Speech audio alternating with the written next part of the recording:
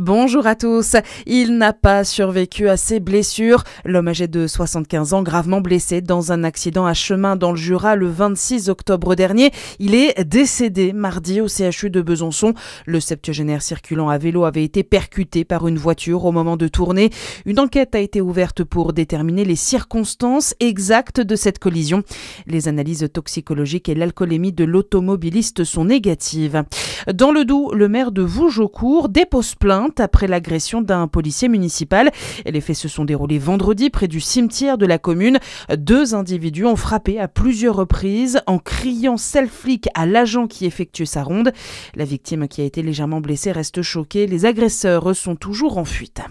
Un simple contrôle routier se termine en saisie de drogue. Les gendarmes de la compagnie de Chalon-sur-Saône se sont mobilisés vendredi sur les routes du Chalonnais et ils ont contrôlé un automobiliste positif aux stupéfiants. Les forces de l'ordre ont alors perquisitionné son domicile et ont découvert une chambre de culture de pieds de cannabis ou encore 690 grammes d'herbe de cannabis. Le suspect, un homme âgé de 51 ans, doit être prochainement entendu par la justice. Une soixantaine d'habitants mobilisés hier dans le quartier Université de Dijon. Ils ont manifesté pour dénoncer la destruction d'une maison avec jardin, maison qui doit être remplacée par un immeuble de 45 studios. Le collectif des gardiens de la qualité de vie du quartier Université notamment pointe du doigt un futur bâtiment trop massif et surtout la destruction d'un jardin riche en biodiversité. Dans le reste de l'actualité, c'est une première étape. Les députés ont adopté hier en fin de journée la partie recettes du projet de budget de la sécurité sociale.